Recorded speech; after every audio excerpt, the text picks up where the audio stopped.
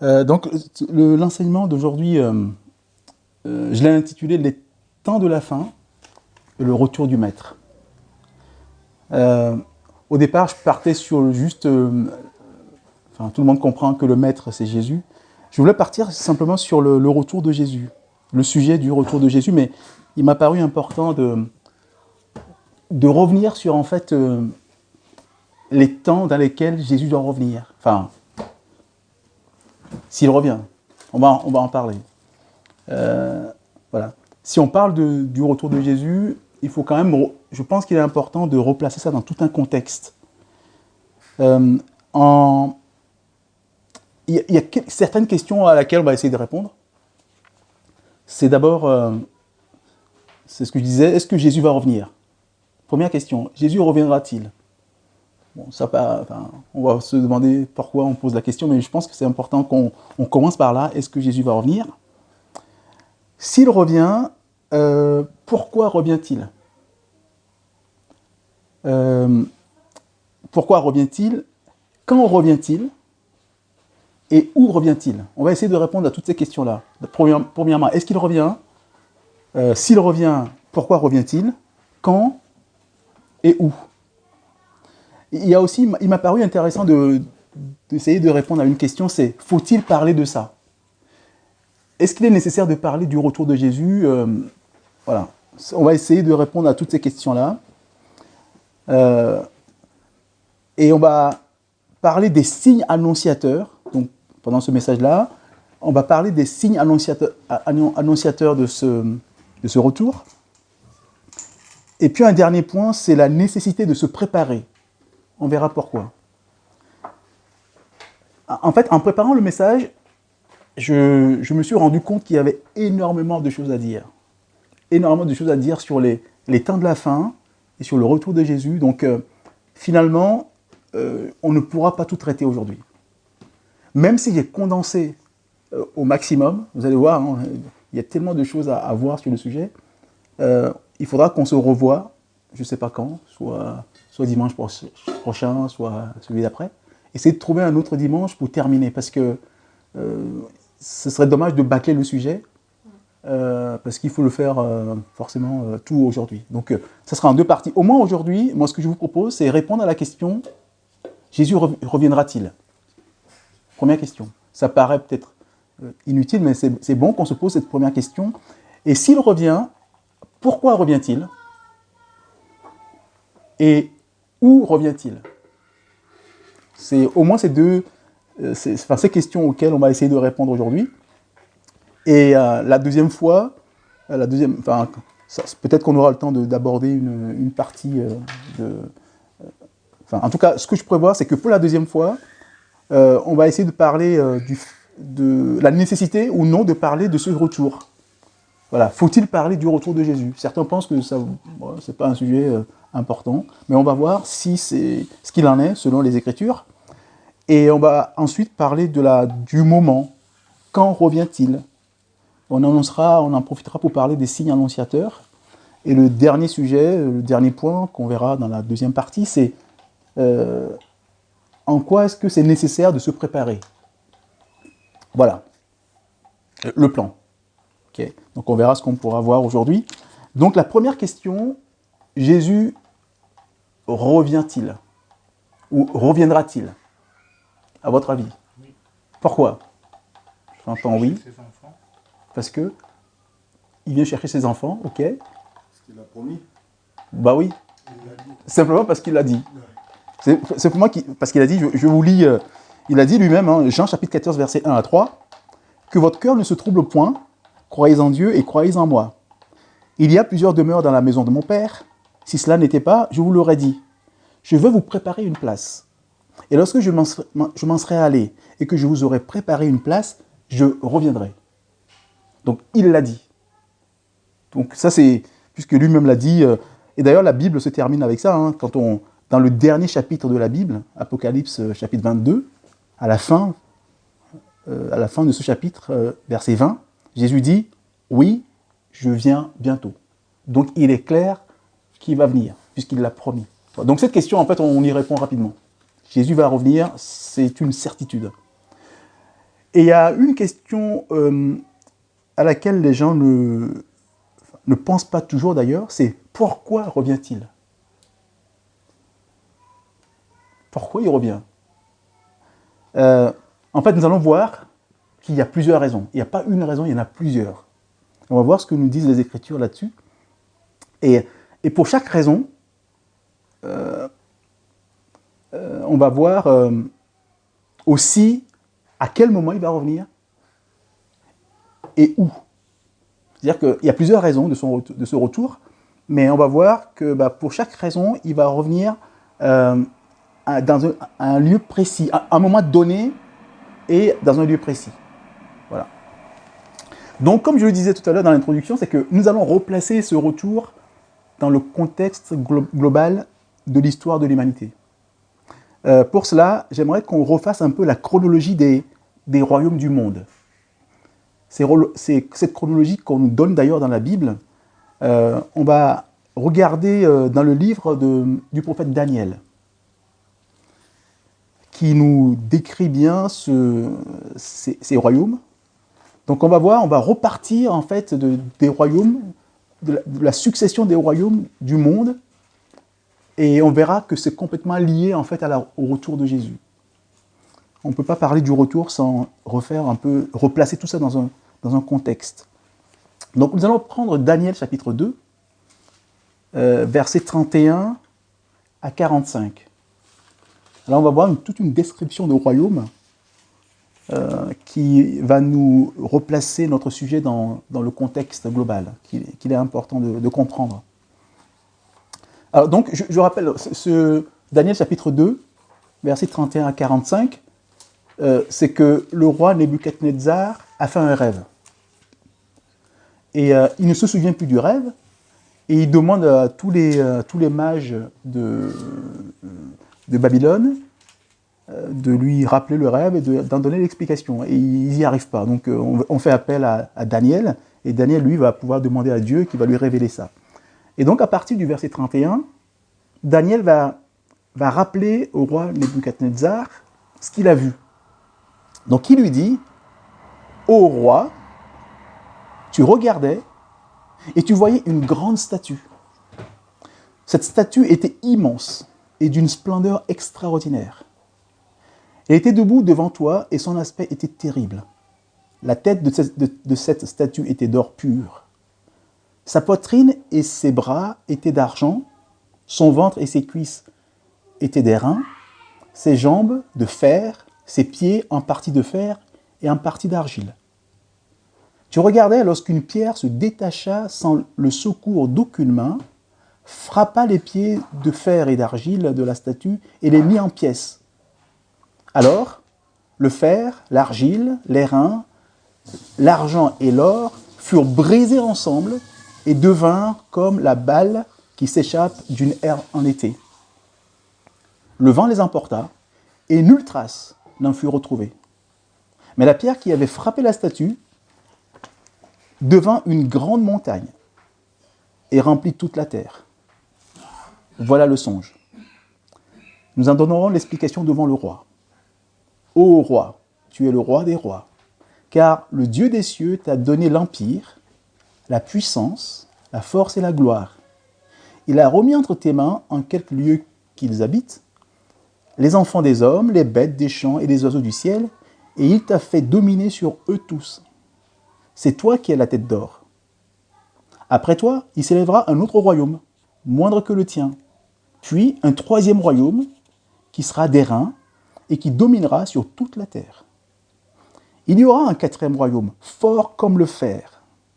De même que le fer brise et rompt tout, il brisera et rompra tout, comme le fer qui met tout en pièces. Et comme tu as vu les pieds et les orteils en partie d'argile, de potier et en partie de fer, ce royaume sera divisé.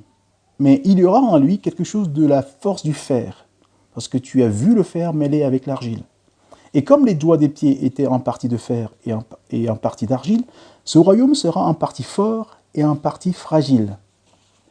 Tu as vu le fer mêlé avec l'argile, parce qu'ils se mêleront par des alliances humaines, mais ils ne seront point unis l'un à l'autre.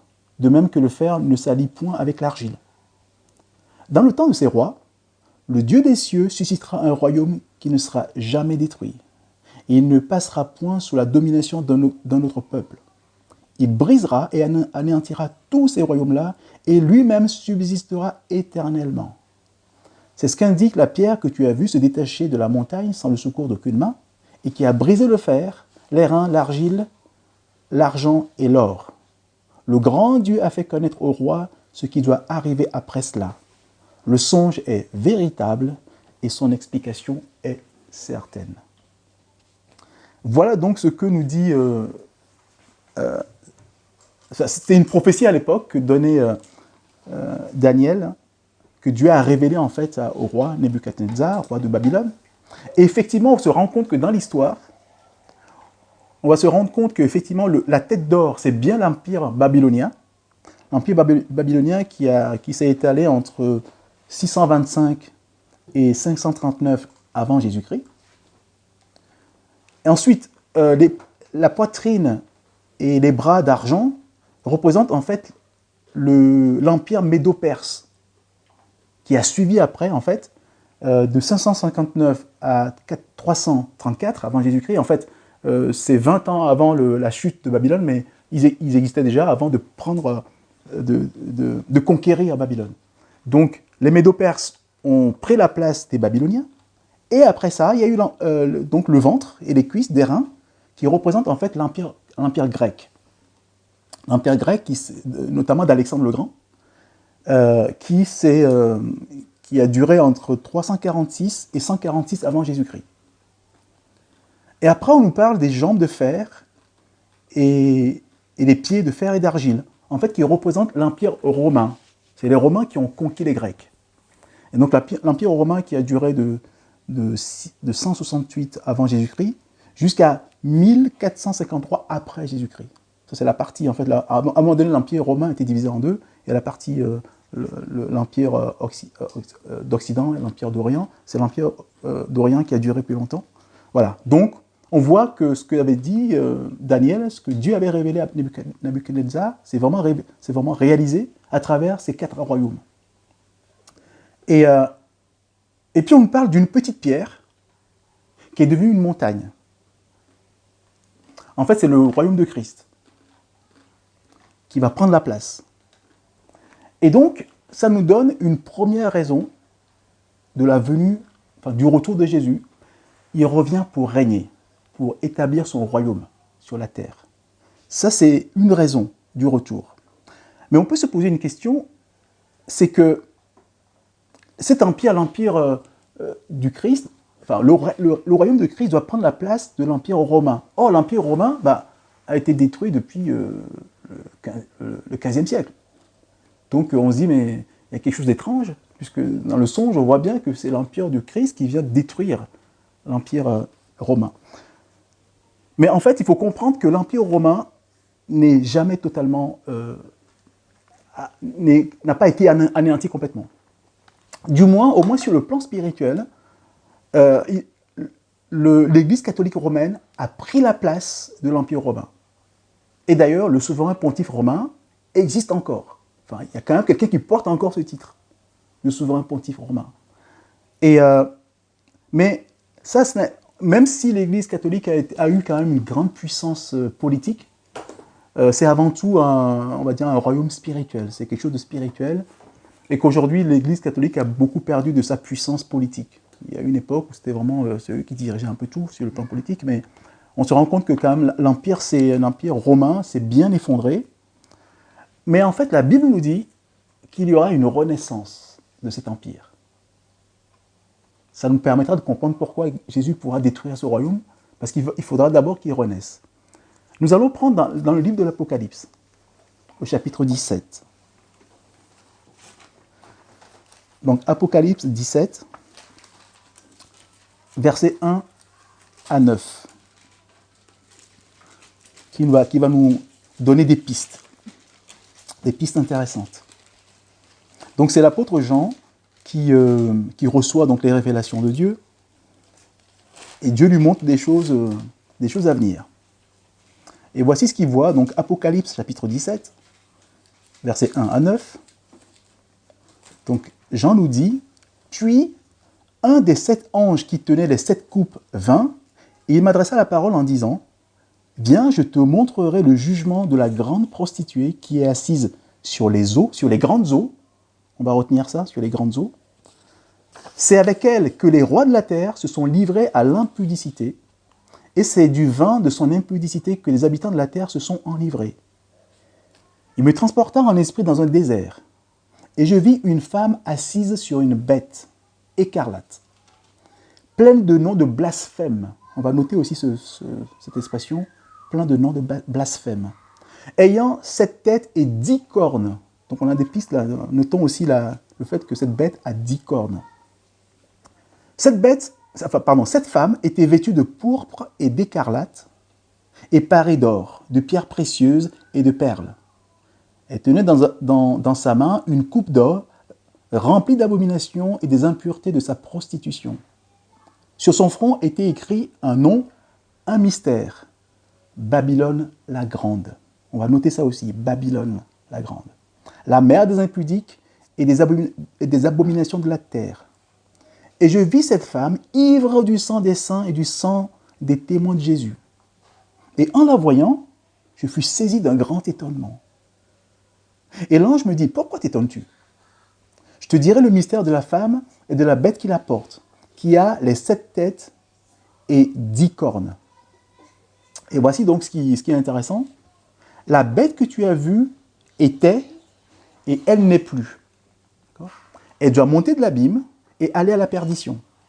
Et les habitants de la terre, ceux dont le nom n'a pas été écrit dès la fondation du monde dans le livre de vie, s'étonneront en voyant la bête, parce qu'elle était, et qu'elle n'est plus, et qu'elle reparaîtra. Donc cette bête va reparaître. C'est ici l'intelligence qui a de la sagesse. Et les 7 têtes sont 7 montagnes sur lesquelles la femme est assise. Voilà, donc la Bible nous dit que la bête, qui a 10 cornes, n'est plus, mais elle reparaîtra.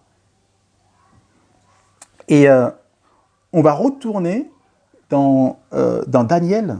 Tout à l'heure, on a lu Daniel chapitre 9. Et on va avoir d'autres précisions dans Daniel. On a lu Daniel chapitre 2, pardon. On va aller un peu plus loin, donc Daniel chapitre 7, maintenant. Et pour voir un peu de près ce 4e royaume. Parce qu'il est particulier. Il est très particulier, ce 4e royaume. Voilà. Et donc, qu'est-ce que Daniel va nous dire sur ce royaume? Donc, au Daniel chapitre 7, on va lire les 27 premiers versets de Daniel chapitre 7. Donc, la première année de Belshazzar, roi de Babylone, Daniel eut un songe et des visions qui se présentèrent à son esprit pendant qu'il était sur sa couche. Ensuite, il écrivit le songe et raconta les principales choses. Daniel commença et dit, « Je regardais pendant ma vision nocturne, et voici, les 4 vents des cieux firent irruption sur la grande mer, et 4 grands animaux sortirent de la mer. » On va noter aussi le fait que, tout à l'heure on a vu que la dame était assise sur les grandes eaux, et là on nous dit que les 4 grands animaux sortirent de la mer. On va noter cette notion de la mer, ou des grandes eaux. Donc différents les uns des autres. Le premier était semblable à un lion. Il avait des ailes d'aigle. Je regardais jusqu'au moment où ses ailes furent arrachées. Il fut enlevé de terre et mis debout sur ses pieds comme un homme, et un cœur d'homme lui fut donné. Et voici, un second animal était semblable à un ours et se tenait sur un côté. Il avait 3 côtes dans la gueule, entre les dents, et on lui disait « Lève-toi, mange beaucoup de chair ». Après cela, je regardais, et voici, un autre était semblable à un léopard, et avait sur le dos 4 ailes comme un oiseau. Cet animal avait 4 têtes, et la domination lui fut donnée. Après cela, je regardais pendant mes visions nocturnes, et voici, il y avait un 4e animal, terrible, épouvantable et extraordinairement fort. Il avait de grandes dents de fer. On va noter aussi le fait que les dents soient en fer. Il mangeait, brisait, et il foulait aux pieds ce qui restait. Il était différent de tous les autres des autres animaux précédents. Il avait 10 cornes. Donc on retrouve les 10 cornes du quatrième animal. Je considérais les cornes, et voici une autre petite corne sortie du milieu d'elle, et 3 des premières cornes furent arrachées devant cette corne. Et voici, elle avait des yeux comme des yeux d'homme, et une bouche qui parlait avec arrogance. On va noter aussi le mot arrogance ici. Je regardais, et pendant que l'on plaçait des trônes, et l'ancien des jours s'assit.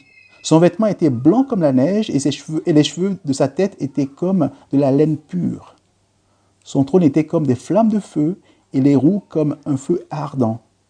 Un fleuve de feu coulait et sortait de devant lui. 1000 milliers le servaient, et 10 000 millions se tenaient en sa présence.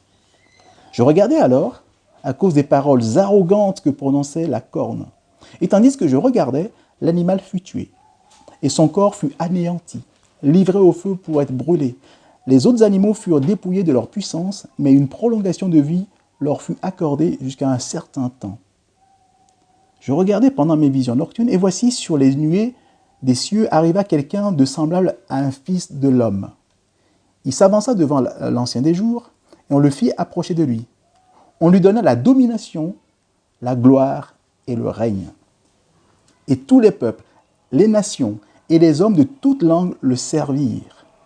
Sa domination est une domination éternelle qui ne passera point, et son règne ne sera jamais détruit. Moi, Daniel, j'eus l'esprit troublé au-dedans de moi, et les visions de ma tête m'effrayèrent. Je m'approchai de l'un de ceux qui étaient là, et je lui demandai ce qu'il y avait de vrai. Je lui demandai ce qu'il y avait de vrai dans toutes ces choses. Il me le dit et m'en donna l'explication. Ces 4 grands animaux, ce sont 4 rois qui s'élèveront de la terre. Mais les saints du Très-Haut recevront le royaume, et ils posséderont le royaume éternellement, d'éternité en éternité. Ensuite, je désirais savoir la vérité sur le 4e animal, qui était différent de tous les autres, extrêmement terrible, et qui avait des dents de fer et des ongles d'airain, qui mangeaient, brisaient et foulaient aux pieds ce qui restait. Et sur les 10 cornes qu'il avait à la tête, et sur l'autre qui était sortie devant laquelle 3 étaient tombés. Sur cette corne qui avait des yeux, une bouche parlant avec arrogance, et une plus grande apparence que les autres. Je vis cette corne faire la guerre aux saints et l'emporter sur eux, jusqu'au moment où l'Ancien des jours vint donner droit aux saints du Très-Haut. Et le temps arriva où les saints furent en possession du royaume. Il me parla ainsi. Le 4e animal, c'est un 4e royaume qui existera sur la terre, différent de tous les royaumes, et qui dévorera toute la terre. Toute la terre. La foulera et la brisera. Les 10 cornes, ce sont 10 rois qui s'élèveront de ce royaume. Un autre s'élèvera après eux, il sera différent des premiers, et il abaissera 3 rois.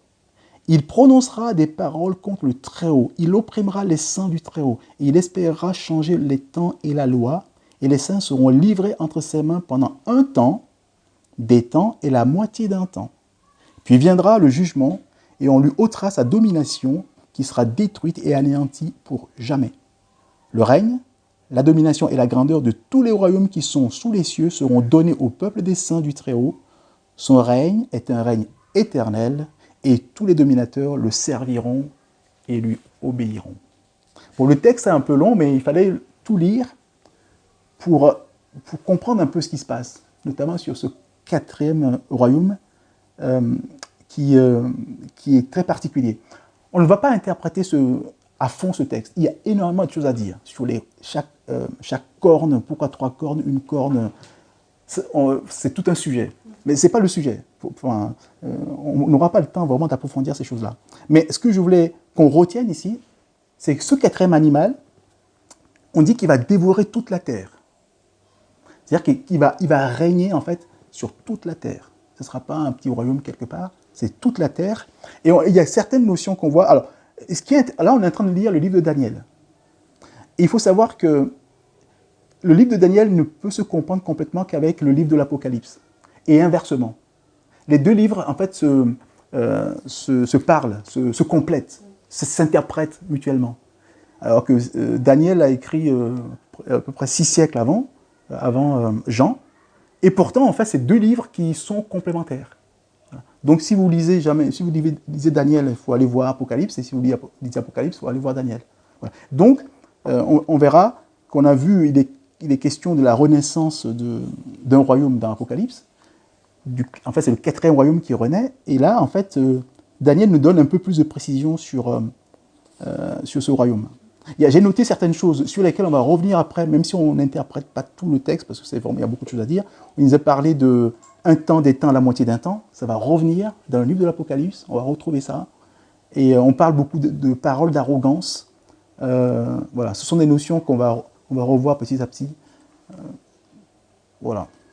Et on voit ici que il y a un royaume qui va prendre la place. Voilà, les saints du Très-Haut recevront le royaume et ils posséderont le royaume éternellement d'éternité en éternité.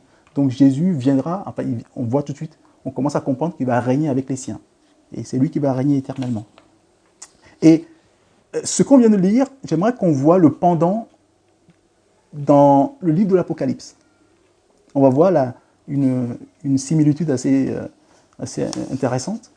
En fait, on va retrouver ça dans le livre de l'Apocalypse au chapitre 13. Vous connaissez sûrement ce passage, mais les gens ne font pas le lien forcément avec Daniel. Et il est impossible en fait de bien comprendre le livre de l'Apocalypse sans connaître Daniel. Mais voilà. Donc en fait, Daniel avait déjà dit des choses qui nous sont plus ou moins après révélées par Jean dans l'Apocalypse. Donc si on prend le livre de l'Apocalypse au chapitre 13, on va lire les 8 premiers versets, où il est question d'une bête dont beaucoup ont entendu parler. Voilà. Donc Apocalypse chapitre 13, versets 1 à 8. Donc Jean raconte ce qu'il voit. Il dit « Puis je vis monter de la mer une bête qui avait 10 cornes et 7 têtes, et sur ses cornes 10 diadèmes, et sur ses têtes des noms de blasphème. La bête que je vis était semblable à un léopard. » On va voir un peu comment elle est décrite. La bête que je vis était semblable à un léopard. Ses pieds étaient comme ceux d'un ours et sa gueule comme une gueule de lion. En fait, on se rend compte que c'est la combinaison des autres royaumes. Le 4e royaume, en fait, va être une combinaison des autres. Le lion, on retrouve chez lui, chez ce royaume, chez cette bête, on va retrouver le lion, on va retrouver le léopard et on retrouve aussi l'ours. En fait, cette bête va avoir la combinaison, la puissance et les caractéristiques des autres bêtes. Et d'ailleurs, on comprendra pourquoi. Voilà, donc je continue. Donc, que dit Jean ? Le dragon lui donna sa puissance, et son trône est une grande autorité. Et je vis l'une de ses têtes comme blessée à mort. Mais sa blessure mortelle fut guérie. Et toute la terre était dans l'admiration derrière la bête. Et ils adorèrent le dragon parce qu'il avait donné l'autorité à la bête. Ils adorèrent la bête. On note bien ça. Les habitants de la terre vont adorer la bête en disant « Qui est semblable à la bête ?» Notez bien cette expression. Qui est semblable à la bête? Ça nous rappelle quelque chose. Et qui peut combattre contre elle. Et il lui fut donné une bouche qui proférait des paroles arrogantes et des blasphèmes. En fait, on retrouve cette arrogance dont parlait Daniel, ici aussi, des paroles de blasphème et d'arrogance. Et donc on voit bien que c'est le même animal, sauf que c'est décrit autrement. Et il lui fut donné le pouvoir d'agir pendant 42 mois. 42 mois, c'est en fait, on va l'expliquer après, 42 mois. Et elle ouvrit sa bouche pour proférer des blasphèmes contre Dieu, pour blasphémer son nom et son tabernacle et ceux qui habitent dans le ciel. Et il lui fut donné de faire la guerre aux saints et de les vaincre. On l'a lu tout à l'heure dans Daniel aussi. Hein. Et il lui fut donné autorité sur toute tribu, tout peuple, toute langue et toute nation. Cette bête va régner sur la terre entière.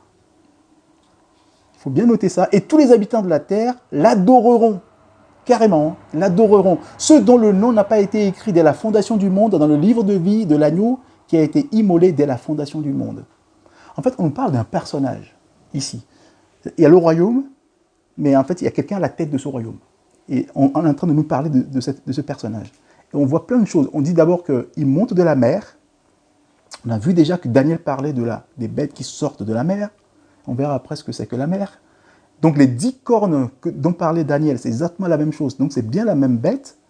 Et je disais, voilà, il disait, qui est semblable à la bête? À quoi ça vous peut penser ça?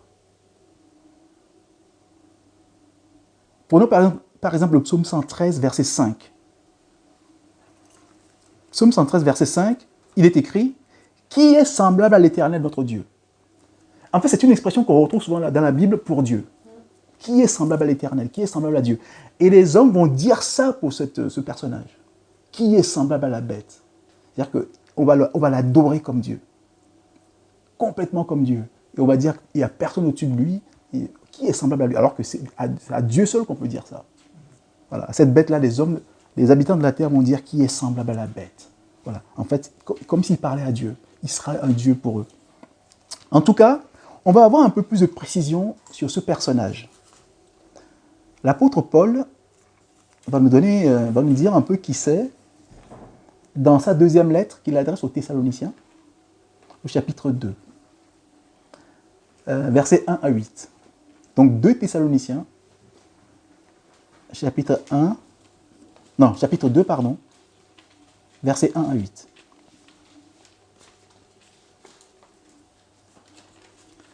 Donc 2 Thessaloniciens, chapitre 2, versets 1 à 8. C'est vers la fin.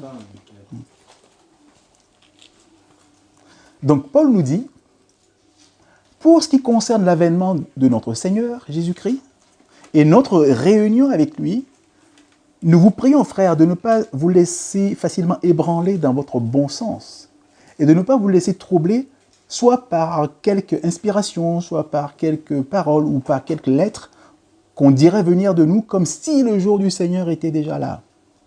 Que personne ne vous séduise d'aucune manière, car il faut que l'apostasie soit arrivée auparavant et qu'on ait vu paraître l'homme du péché, le fils de la perdition, l'adversaire qui s'élève au-dessus de tout ce qu'on appelle Dieu ou de ce qu'on adore, jusqu'à s'asseoir dans le temple de Dieu, se proclamant lui-même Dieu.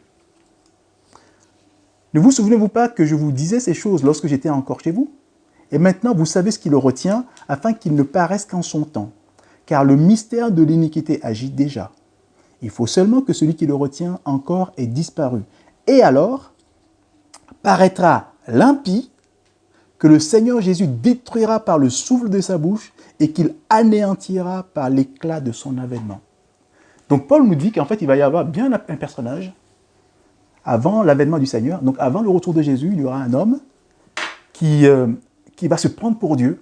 C'est ce qu'on a lu tout à l'heure dans l'Apocalypse. Qui se prend pour Dieu, qui se fait adorer et qui se met au-dessus de ce qu'on a, enfin au-dessus même de Dieu. On dit, voilà, il s'élève au-dessus de tout ce qu'on appelle Dieu et de ce qu'on adore. C'est pour ça que tout à l'heure, on a vu dans l'Apocalypse, on disait que les habitants de la terre l'adorent et disent même qui est semblable à la bête, qui est semblable à cet homme, c'est plus que Dieu.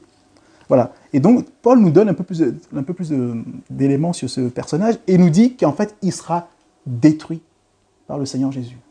Donc, il va régner à un moment donné sur la terre. On a vu que bon, ce sera sur toute la terre. Donc, on commence à penser déjà au gouvernement mondial. Hein. C'est pas un fantasme quand on parle de gouvernement mondial. La Bible l'a dit avant, donc les gens découvrent. Mais pour un chrétien, c'est une évidence. Il doit y avoir un gouvernement mondial sur lequel va régner donc ce personnage. Que Paul l'appelle l'homme du péché, le fils de la perdition, l'adversaire qui s'élève au-dessus de tout ce qu'on appelle Dieu. Il l'appelle aussi l'impie. Il y a plein de noms. Les gens l'appellent la bête qui sort de la mer. Mais c'est le même personnage. Mais on va connaître son vrai nom, enfin, pas son vrai nom, mais son vrai titre. C'est l'apôtre Jean qui nous dit, dans sa première lettre au chapitre 2, verset 18, Jean écrit « Petits enfants, c'est la dernière heure. Et comme vous avez appris qu'un antichrist vient, il y a maintenant plusieurs antichrists. Par là, nous connaissons que c'est la dernière heure. Là, l'apôtre Jean nous donne quelques précisions. En fait, c'est l'Antichrist. Beaucoup connaissent déjà ce terme, mais c'est ce personnage que Paul appelle l'impie ou l'homme du péché. Donc, à la fin, donc la dernière heure, il y aura cet Antichrist. Et en fait, Jean dit aussi qu'il y a plusieurs antichrists. C'est-à-dire qu'en réalité, c'est qu'il y a l'esprit d'antichrist agit déjà. Donc, il y a des gens qui sont des petits antichrists avant le grand qui va prendre la place.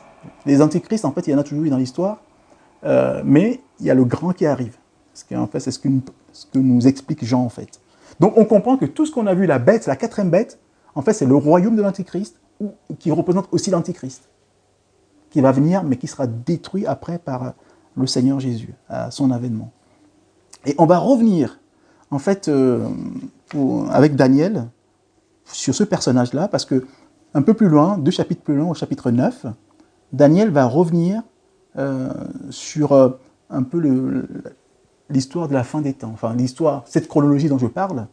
Donc Daniel chapitre 9, versets 24 à 27, où il est dit « 70 semaines ont été fixées sur ton peuple et sur ta ville sainte, pour faire cesser les transgressions et mettre fin au péché, pour expier l'iniquité et amener la justice éternelle. » En fait, la justice éternelle, ça va être le royaume du Christ. Quand il va amener la justice éternelle sur la terre. Je continue. « Pour sceller la vision et le prophète, et pour oindre le Saint des Saints. » Voilà. « Sache-le donc et comprends, depuis le moment où la parole a annoncé que Jérusalem sera rebâtie jusqu'à loin, au conducteur, il y aura 7 semaines et 62 semaines, les places et les fossés seront rétablis, mais en des temps fâcheux. Après les 62 semaines, un oint sera retranché. » On va rapidement expliquer tout ça, enfin interpréter tout ça. « Un oint sera retranché et il n'aura pas de successeur. Le peuple d'un chef qui viendra détruira la ville et le sanctuaire, et sa fin sera comme par une inondation. Il est arrêté que les dévastations dureront jusqu'au terme de la guerre. » Donc on va noter bien ceci, il fera une solide alliance, donc c'est ce personnage, il fera une solide alliance avec plusieurs pour 1 semaine, et durant la moitié de la semaine, il fera cesser le sacrifice et l'offrande. Le dévastateur commettra les choses les plus abominables jusqu'à ce que la ruine et ce qui a été résolu fondent sur le dévastateur. Donc je vais rapidement expliquer ça. Il y a énormément de choses à dire, mais je vais synthétiser. En fait, Daniel donne la chronologie du temps. Il parle de 70 semaines. En fait, ce sont des semaines d'années. C'est-à-dire que une semaine, ici, c'est 7 ans. Et en fait, il parle de 70 semaines. Et il explique à quel moment Jésus va venir pour la première fois et être retranché. En fait, il sera tué. Donc, et le contexte global, c'est qu'il parle du moment où, en fait, on va dire à Babylone, Jérusalem sera rebâtie avant que les Juifs reviennent de Babylone. Il y a eu une parole de Cyrus qui a dit, voilà, allez rebâtir Jérusalem, tout ça. Donc, on a compté tout ce temps-là, on se rend compte que entre le moment où la parole a été donnée par Cyrus jusqu'au moment où Jésus a été tué, il s'est écoulé, c'était quoi là, 69 semaines. Ça fait 69 ans. Enfin, on ne va pas rentrer dans l'interprétation des semaines, mais en fait, on s'est rendu compte que tout ce que Daniel avait prédit, ça s'est passé comme ça, et que le Christ est arrivé à un moment donné, au bout des 69 semaines, et après, en fait, il restera 1 semaine, la 10e semaine. En fait, la 10e semaine, elle est coupée des 69 autres par ce qu'on appelle le temps de la grâce. Parce qu'on se rend compte qu'une fois que le loin a été retranché, quand Jésus a été tué, il n'a pas eu de successeur. Il ne s'est rien passé derrière lui. Et pendant très longtemps, il va y avoir une interruption, c'est le temps de la grâce. Et après, il y aura ce qu'on appelle la 70e semaine de Daniel. C'est la dernière semaine. En fait, c'est 7 ans. Et ça veut dire quoi? On dit qu'en fait, ce personnage va faire une alliance d'une semaine. En fait, c'est une alliance de 7 ans. Il va régner pendant 7 ans sur la terre. Et on nous a dit qu'au milieu de la semaine, Voilà. Au milieu de la semaine, il fera cesser le sacrifice et l'offrande. En fait, c'est que il va permettre aux Juifs de refaire, il va signer une alliance. Et en fait, il va être le premier à réussir tout ce que les gens essayent de faire depuis longtemps, la paix dans le Moyen-Orient. On a essayé de signer des accords à gauche et à droite. Et c'est jamais fini, mais lui, il va réussir l'alliance. Il va permettre aux Juifs d'être tranquilles. Le temple même sera rebâti, il y aura un troisième temple. On n'a pas le temps d'en parler maintenant, il y aura un troisième temple. Et à un moment donné, au milieu de la semaine, c'est-à-dire au bout de 3 ans et demi, il va faire cesser tout ça et il va commencer des abominations. Et voilà. Et je ne sais pas si on lira le texte où il va même s'asseoir dans le temple. On l'a lu tout à l'heure. Il s'asseoira dans le temple, se proclamant lui-même Dieu. Il va faire des blasphèmes dans le temple. Voilà. En tout cas, juste noter ici que l'Antichrist a 7 ans, à une semaine, et que à la moitié de la semaine, en fait, son règne sera divisé en 2 parties, de 3 ans et demi et 3 ans et demi. C'est pour ça qu'on a vu tout à l'heure, on a vu les 42 semaines dont on a parlé dans l'Apocalypse, 42 mois, enfin, les 42 mois. Les 42 mois, en fait, c'est 3 ans et demi. Si vous calculez 42 mois, c'est 3 ans et demi. On va retrouver cette notion assez souvent, on va y revenir. Parce qu'en fait, il y a vraiment 2 périodes dans le règne de l'Antéchrist, de 3 ans et demi et de 3 ans et demi. Voilà. Et donc, d'ailleurs, si on revient, on revient à Apocalypse, d'ailleurs, chapitre 11, je vous lis juste les 2 premiers versets d'Apocalypse 11. On me donna un roseau semblable à une verge, en disant « Lève-toi et mesure le temple de Dieu, l'autel et ceux qui y adorent. Mais le parvis extérieur du temple, laisse-le en dehors et ne le mesure pas. Car il a été donné aux nations et elles fouleront aux pieds la ville sainte pendant 42 mois. » Donc on retrouve cette notion de 42 mois en fait où les nations, tous les gens vont aller à Jérusalem pour faire des abominations pendant 3 ans et demi. L'Antéchrist va leur permettre. Et donc Jérusalem sera foulée aux pieds pendant 42 mois. En fait, c'est les 3 ans et demi. Le verset suivant, verset 3, dit c'est Dieu qui va envoyer un témoin, enfin 2 témoins, pardon, qui vont essayer d'appeler les hommes à la repentance. Et ils vont prophétiser pendant, on va le voir, je donnais à mes deux témoins le pouvoir de prophétiser revêtus de sacs pendant 1260 jours. Et 1260 jours, ça fait 42 mois ou 3 ans et demi. C'est toujours le même temps. 42. Ah ouais, c'est précis. Soit on l'appelle 42 ans. Et on l'a vu dans Apocalypse, enfin non, dans Daniel, il parlait d'un temps, de 2 temps, de la moitié d'un temps. En fait, c'était 1 an, 2 ans et la moitié d'un an. Ça fait 3 ans et demi. On retrouve cette... Voilà. Et d'ailleurs, on va tiens, même dans Apocalypse chapitre 12, versets 13 et 14. Quand le dragon vit qu'il avait été précipité sur la terre, il poursuivit la femme qui avait enfanté l'enfant mâle. Et les 2 ailes du grand aigle furent données à la femme, afin qu'elle s'envolât au désert, vers son lieu, où elle nourrit 1 temps, des temps, et la moitié d'un temps, loin de la face du serpent. Toujours la même durée de temps. Parce qu'en fait, l'Antichrist va vouloir, on n'a pas vu, mais la femme, en fait, ça va être le peuple juif, l'Antichrist va essayer d'anéantir. Mais là, c'est 2 femmes différentes. Il y a la femme qui est là, et il y a la femme qui est assise sur la... Ah oui, voilà, ça n'a rien à voir. Ça n'a rien à voir. Voilà. Mais j'ai pas voulu, si on voulait faire vraiment l'étude, le but, c'est pas de faire l'étude de l'Apocalypse, parce que c'est beaucoup trop long. Et voilà, mais voilà, c'est bien de préciser que c'est pas la même femme. Et donc cette femme sera protégée pendant donc les 3 ans et demi là. Voilà. Donc protection d'Israël pendant un temps, des temps, la moitié d'un temps. Donc en fait, 1 temps, des temps et la moitié d'un temps, c'est 1 temps, 2 temps, la moitié d'un temps, et c'est 1 an, enfin 2 ans, 1 an et la moitié d'un an. Ça fait 3 ans et demi, quoi. Voilà. Donc ça, c'était juste pour voir un peu. Enfin, Dieu nous donne des précisions sur le règne de l'Antichrist, qui sera divisé en 2 périodes distinctes, où en fait, au départ, on va voir en fait un peu ce qui va se passer au début et la fin. Mais il y a vraiment deux périodes différentes de son règne. Il y a une chose qu'il faut préciser aussi, c'est que l'Antichrist aura, on va dire, entre guillemets, un prophète, que la Bible appelle un faux prophète. Voilà. Il y a un faux prophète qui va faire en fait l'éloge de l'Antichrist, un peu comme Dieu a des prophètes. Lui aussi, il aura un prophète. Mais bon, la Bible l'appelle le faux prophète. que l'on trouve d'ailleurs dans le livre de l'Apocalypse, dans le même chapitre, chapitre 13, où on décrit l'Antichrist. Juste après, à partir du verset 11, on parle du faux prophète. Et que voit l'apôtre Jean? Puis je vis monter de la terre une autre bête. Là, en fait, cette bête ne monte pas de la mer, mais monte de la terre. On va voir la différence. Une autre bête qui avait 2 cornes semblables à celles d'un agneau et qui parlait comme un dragon. Elle exerçait toute l'autorité de la première bête en sa présence. Elle faisait que la terre et ses habitants adoraient la première bête, dont la blessure mortelle avait été guérie. Elle opérait de grands prodiges, même jusqu'à faire descendre du feu du ciel sur la terre à la vue des hommes. Ça, c'est le faux prophète. Il va faire des choses assez extraordinaires.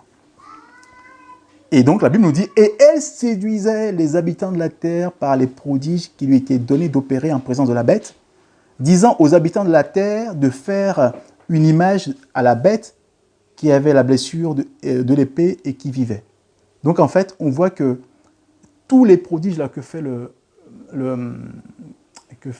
faux prophète vont séduire les gens. Les gens vont dire « Waouh, ça c'est le vrai prophète. » On va voir que ça va quand même aller assez loin.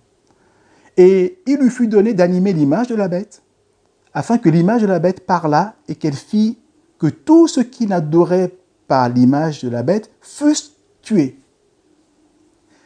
Et elle fit que tous, petits et grands, riches et pauvres, libres et esclaves, reçussent une marque sur leur main droite ou sur leur front, et que personne ne put acheter ni vendre sans avoir la marque, le nom de la bête ou le nombre de son nom. C'est ici la sagesse, que celui qui a l'intelligence calcule le nombre de la bête, car c'est un nombre d'hommes, et son nombre est 666. Alors ce texte, on aurait beaucoup de choses à dire. Déjà, 666, moi je ne vous dirai pas ce que c'est. Je ne sais pas ce que c'est. Enfin, sa signification... et les gens, il y a plein d'hypothèses, mais moi je n'ai pas de certitude sur toutes les hypothèses. Ça correspond à des personnages, ça peut être plein de choses, mais moi, je n'ai pas de certitude. Donc, en tout cas, c'est le chiffre de la bête. On sait que c'est 666. Mais ce qu'on remarque, c'est que l'Antichrist aura un contrôle total sur tous les habitants de la Terre. Sauf ceux qui refuseront de recevoir sa marque. Mais tout le monde sera sous son contrôle. Et on voit en fait une différence. Qu'est-ce qu'on peut... Voilà, ceux qui refuseront en fait seront tués. Ceux qui diront, moi je ne veux pas la marque de la bête. On ne sait pas ce que c'est. Certains pensent que c'est une puce, c'est tout à fait possible. On peut recevoir une puce, parce que maintenant les puces, on peut les faire très très petites. Donc on peut injecter une puce sous la peau de la main ou sous la peau du front.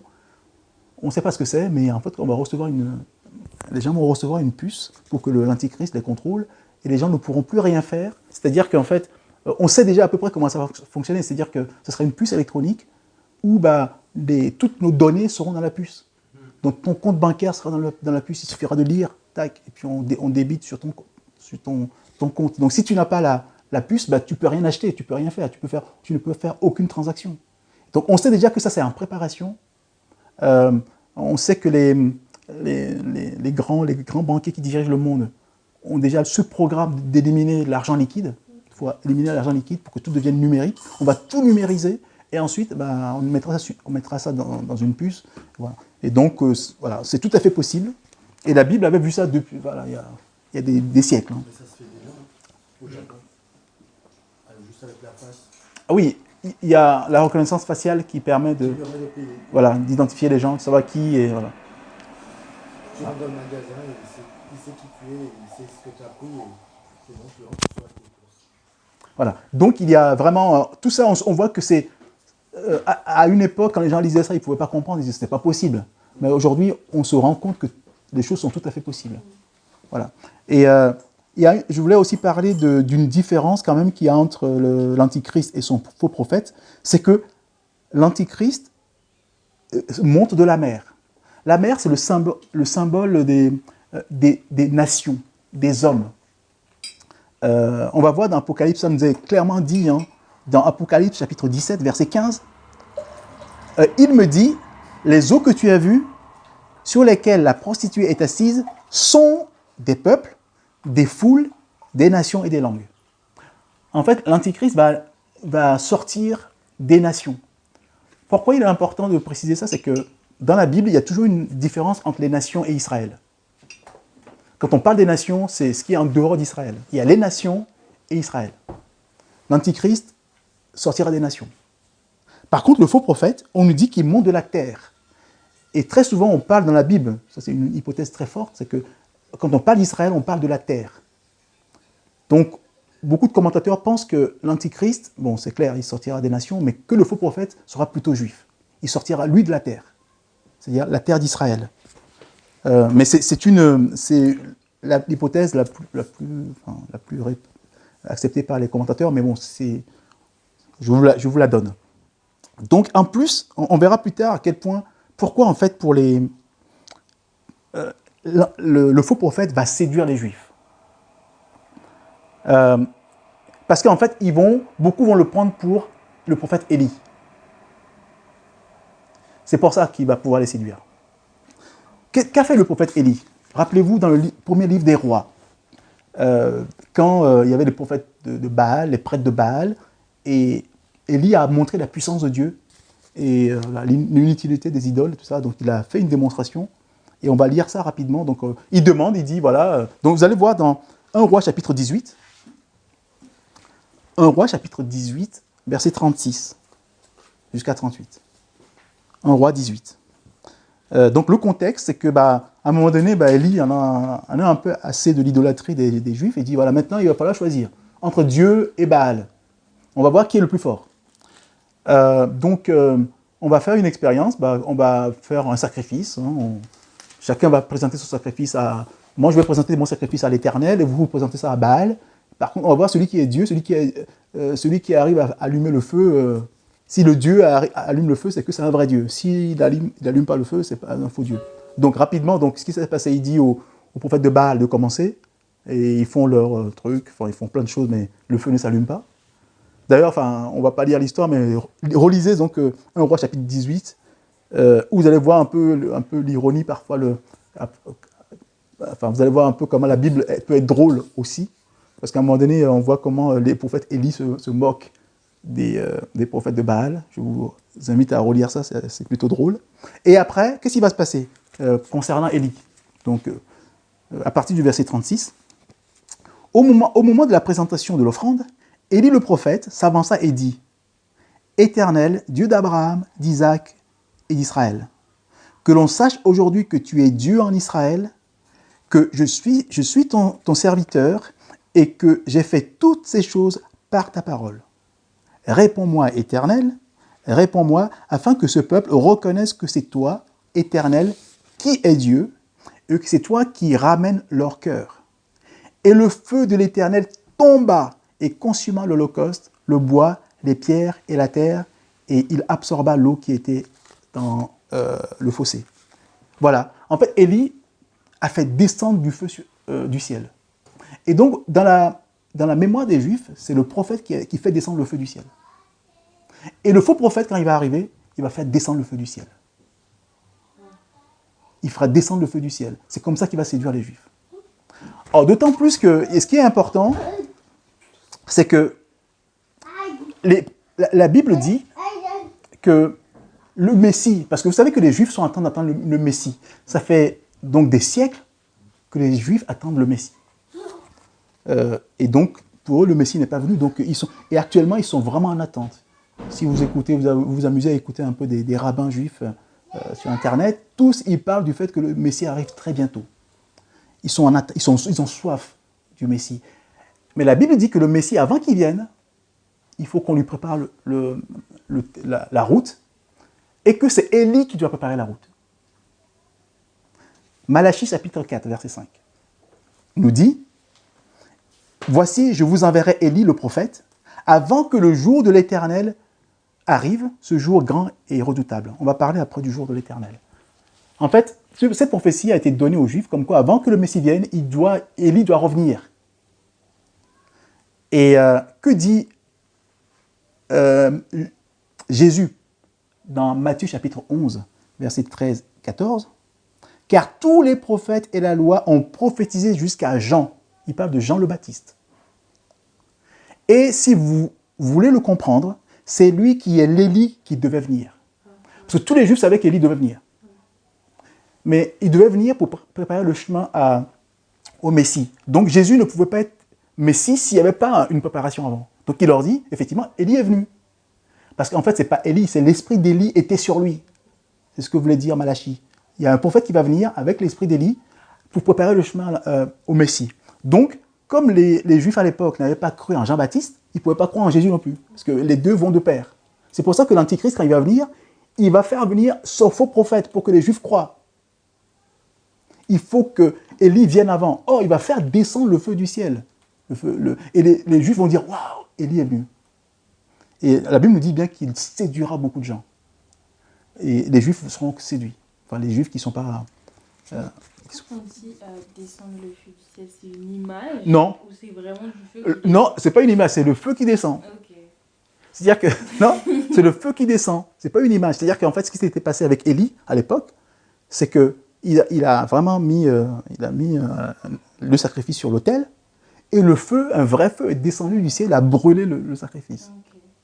Et c'est ce que fera le faux prophète. Et là, on dira, ah, Élie est de retour. Voilà. Donc, la Bible parle de séduction. Il va séduire les gens, notamment les Juifs, qui vont voir ce feu-là. Waouh, mais c'est le Élie qu'on attend. Mais Jésus a dit non, Élie il est déjà venu. C'était Jean le Baptiste, vous n'avez pas cru en lui. Mais comme les Juifs actuellement attendent le Messie et savent qu'il doit être accompagné ou précédé par par Élie, bah, il faut qu'il y ait un prophète qui vienne, qui donne les signes d'Élie pour qu'on sache que c'est lui. Voilà. Donc tout ça, ce n'est pas un hasard. Et voilà, donc j'aimerais qu'on parle on a vu le jour de l'Éternel. Voilà, le jour de l'Éternel. On a vu aussi, qu'est-ce que c'est? On va venir. Donc, j'aimerais lire un passage dans 1 Thessaloniciens chapitre 5, versets 2 et 3. 1 Thessaloniciens chapitre 5.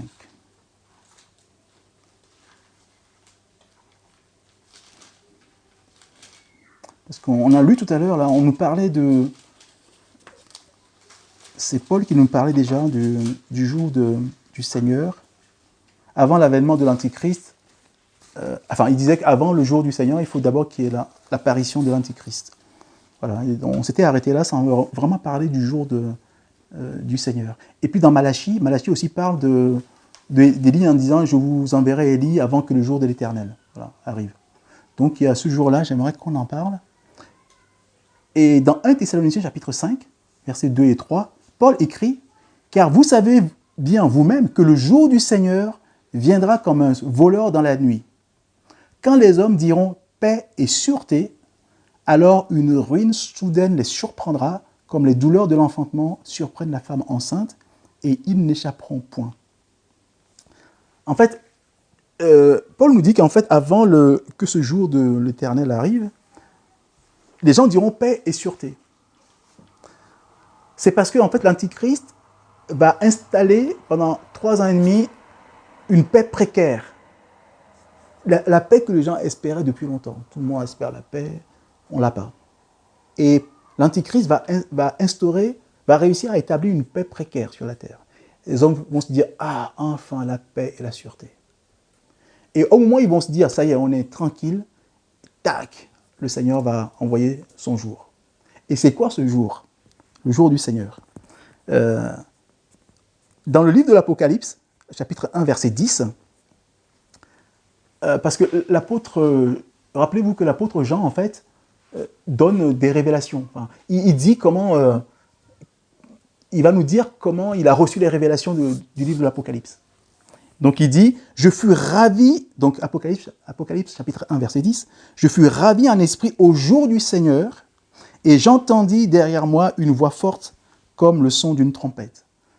Alors, le jour du Seigneur, il y a une Bible, j'ai vu une Bible, je ne sais plus laquelle, qui a traduit ça par dimanche. Il y a une Bible, c'est des Bibles modernes. Parole de vie. Parole de vie, c'est ça? Non, je dis peut-être. D'accord. Les Bibles modernes, là, qui s'est traduit par « Je fus ravi en esprit un dimanche », mais quand j'ai entendu ça, j'ai dit, mais c'est pas possible. Ça, c'est le parti pris, ça. Non, mais c'est... Je sais pas, tu peux pas dire dimanche. Non, mais c'est pourquoi ils disent... Non, alors, pourquoi ils ont dit ça? C'est une grosse aberration. Pourquoi? Parce qu'en fait, on dit que, pour les catholiques, le jour du Seigneur, c'est dimanche. Dimanche, ça vient du latin, Dominici, qui est le Seigneur. Dimanche, ça vient du jour du Seigneur. Di, c'est le jour. Lundi, tout c'est diurne, c'est qui est du jour. Dimanche, c'est le jour du Seigneur, etc. Bon, je ne me rappelle pas exactement le terme latin, mais dimanche veut dire jour du Seigneur. Parce que pour les catholiques, et d'ailleurs, pas que les catholiques d'ailleurs, ils ont réussi à convaincre certains protestants, même des gens qui se disent évangéliques, qui pensent que le jour du Seigneur, c'est dimanche. Que dimanche, c'est un jour particulier, c'est le jour du Seigneur. Et donc, comme les gens pensent que le jour du Seigneur, c'est dimanche, quelqu'un a traduit la Bible, mais c'est vraiment, il faudrait qu'on trouve la version, là, c'est vraiment une des dernières versions, là, les plus modernes, là, où on dit « Jean fut ravi un dimanche, voilà, etc. » Mais j'ai entendu ça, j'ai dit « Mais c'est une abomination, c'est pas possible. » Mais en fait, non. Le jour du Seigneur, c'est la traduction du jour de l'Éternel. C'est-à-dire que dans l'Ancien Testament, on parlait du jour de l'Éternel. Donc, mais ce qu'on disait, ce n'était pas l'Éternel, mais c'était plutôt le jour de Adonai. Comme les Juifs, on n'a plus la prononciation du nom de l'Éternel, du tétragramme YHWH. Donc, à chaque fois que vous trouvez une Bible hébraïque, à la place de YHWH, du tétragramme, on met Adonai, qui est Seigneur en fait. Comme on ne connaît pas le nom, on prononce, on dit Adonai. Et donc, quand on a écrit le Nouveau Testament en grec, on a mis plutôt Seigneur à la place. Voilà. Et donc... Osterwald. C'est la version Osterwald qui traduit par dimanche. Ouais. Je fus en esprit un jour de dimanche. Un jour de dimanche, ok. Non, mais c'est pas possible. C'est le nouveau Osterwald. Donc, nouveau Osterwald, c'est ça? Qui traduit par... voilà, c'est pas du tout ça. C'est le jour de l'Éternel qui est traduit par le jour du Seigneur. Et ce jour est un jour très important. Enfin, c'est pas un jour, en fait, c'est une période. Mais on l'appelle le jour. Et ça a été annoncé par presque tous les prophètes, parce que c'est super important. On ne va pas lire tous les passages qui parlent de ça, mais sachez que Ésaïe, chapitre 2, versets 17 et 18, nous parle du jour de l'Éternel. Ézéchiel chapitre 30, verset 3, parle de ça. Amos, chapitre 5, verset 18 à 20, c'est le jour de l'Éternel. Sophonie 1, 14 à 18, il y a plein de passages. Parce que c'est un jour qui est énormément annoncé dans l'Ancien Testament. J'aimerais qu'on lise au moins la partie d'Ésaïe, chapitre 13. Ésaïe, chapitre 13, on va lire un peu ce qu'en dit Ésaïe et Joël. Voilà, on va laisser tous les autres prophètes, mais vraiment prendre conscience de l'importance de ce jour, pourquoi tous les prophètes en parlent abondamment. On va voir, et on va voir un peu ce que c'est comme jour. Donc Ésaïe, chapitre 13, à partir du verset 6. On va lire du verset 6 au verset 13. Ésaïe 13, verset 6 à 13. Et ça commence très fort. « Gémissez, car le jour de l'Éternel approche. Il vient comme un ravage du Tout-Puissant. C'est pourquoi toutes les mains s'affaiblissent et tout cœur d'homme est abattu. Ils sont frappés d'épouvante. Les spasmes et les douleurs les saisissent. Ils se tordent comme une femme en travail. Ils se regardent les uns les autres avec stupeur. Leurs visages sont enflammés. Voici, le jour de l'Éternel arrive. Jour cruel, jour de colère et d'ardente fureur, qui réduira la terre en solitude et en exterminera les pécheurs. Car les étoiles des cieux et les astres ne feront plus briller leur lumière, le soleil s'obscurcira dès son lever, et la lune ne fera plus luire sa clarté. On note bien ces passages-là. Je punirai le monde pour sa malice et les méchants pour leurs iniquités. Je ferai cesser l'orgueil des hautains et j'abattrai l'arrogance des tyrans. Je rendrai les hommes plus rares que l'or fin, je les rendrai plus rares que l'or d'Ophir. C'est pourquoi j'ébranlerai les cieux et la terre sera secouée sur sa base par la colère de l'Éternel des armées au jour de son ardente fureur. Donc, apparemment, ça ne va pas être un jour drôle, le jour de l'Éternel. Et j'aimerais vous lire aussi juste quelques passages du prophète Joël, parce qu'il en parle encore plus, mais on ne va pas tout lire. J'ai choisi quelques passages dans Joël. Joël, chapitre 1, verset 15, chapitre 2, versets 1 et 2, versets 10, 11, et chapitre 3, versets 14 à 17, pour gagner du temps. Et Joël écrit « Ah, quel jour ! Car le jour de l'Éternel est proche. Il vient comme un ravage du Tout-Puissant. Sonnez de la trompette en Sion, faites-la retentir sur ma montagne sainte. Que tous les habitants du pays tremblent, car le jour de l'Éternel vient, car il est proche, jour de ténèbres et d'obscurité, jour de nuée et de brouillard. Il vient comme l'aurore, se répand sur les montagnes. Voici un peuple nombreux et puissant, tel qu'il n'y en a jamais eu, et qu'il n'y en aura jamais dans la suite des âges. Devant eux, la terre tremble, les cieux sont ébranlés, le soleil et la lune s'obscurcissent, et les étoiles retirent leur éclat.